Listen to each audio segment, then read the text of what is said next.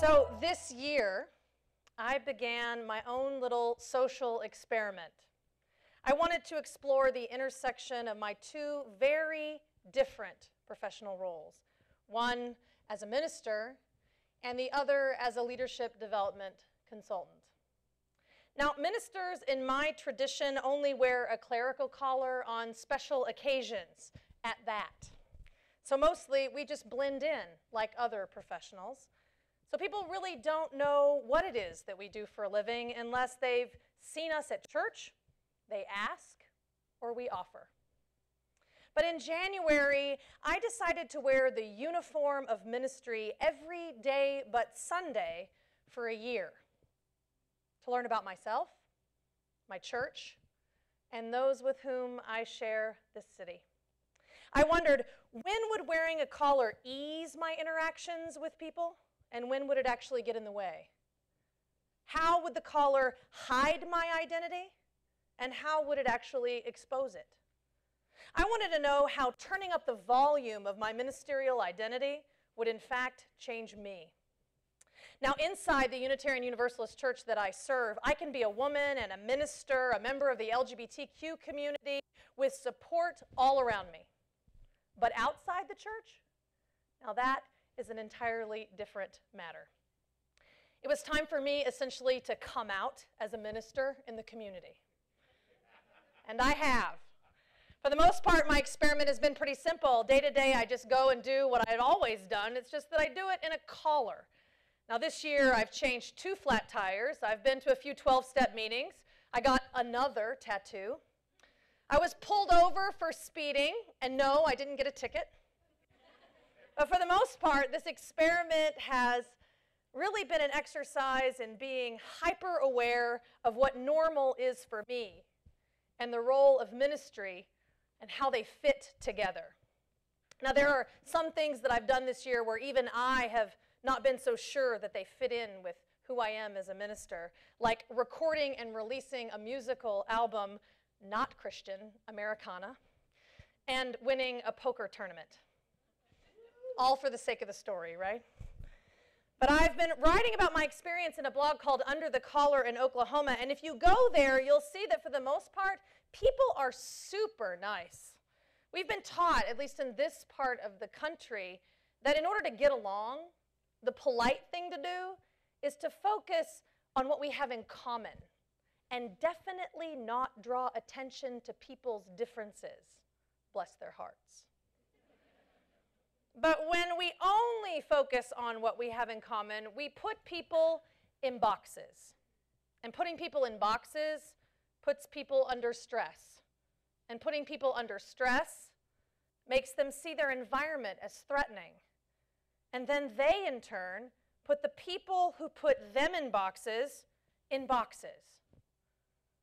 And we lose the beauty and the complexity and the diversity of what it means to be human. Now, one of the reasons that I'm preaching and teaching this model that I'm about to introduce you to the ends of the earth is that it taught me that there were times when I was not making space for the people to bring their entire diversity to the table. I was actually putting them in boxes. Unintentionally, in the name of wanting to build connection or reduce discomfort or reduce conflict, I have sent a message that it's not quite safe to talk about difference in front of me. Now, maybe you've said or heard some of these things too, like, I don't see color, or I don't think of you as black, or the super uncomfortable, oh, I know exactly what that's like when it's clear, oh so clear, that they do not. Now, what I want to share today is the biggest lesson that wearing a collar has taught me so far. In order to be an effective leader in a diverse world, we have to take the lid off the boxes that we put ourselves and others in. We must strike a balance between being an individual on the one hand and being a member of the community on the other, between joining and differentiating. And we actually need to spend time being more of who we are and not less. So when we model sharing our complexity, where we differ from the categories that we've been put into, while still honoring the relationship of that category, we help to create a culture where others can do the same. I love being a minister and a consultant, and I love being me. So in my experiment, I decided to make the minister part of my own identity more visible. I took the lid off the box of what it means to be a minister in this community so that I would be forced to better articulate what it means to me, where I fit inside the box, and where I am clearly outside. Now in Oklahoma, in a collar, as a woman and as a lesbian, I am a walking example of difference. But what I've learned is that not everyone experiences difference in the same way. So in 2010, I was introduced to this developmental model of cultural sensitivity, the DMIS. Now the DMIS is a scale that helps to explain the stages of how we encounter the differences that make a difference in our culture. And so using an online inventory, people and organizations are plotted along a continuum from denial to adaptation and integration. Now, the creators of this scale and of the tool, after having plotted hundreds of thousands of people in 40 different countries, discovered that the result across the globe is a bell curve. Now, the majority of people and organizations fall into minimization, which is aptly named. It means that most people see some cultural complexity and nuance of difference, but are missing way more than they're actually really experiencing. And it means that most people minimize the differences that they in fact do see. Now, minimization works perfectly fine for tasks that don't require much complexity. However, if we want to find increasingly more creative solutions to increasingly more complex problems, we actually need to be able to bring more of who we are, more of our own complex selves, to the problem-solving table. Now, according to this model, there are tools to move folks along the developmental continuum. This is great news because historically, at least in my experience, the message has been, I'm so sorry, you're racist. Stop. Right?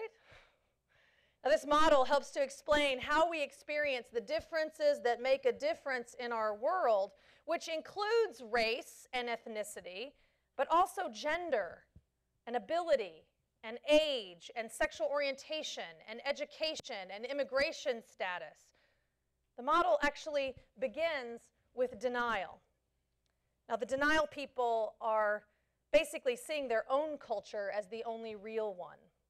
In denial, there is really only one choice, one right answer, and so differences go mostly unnoticed.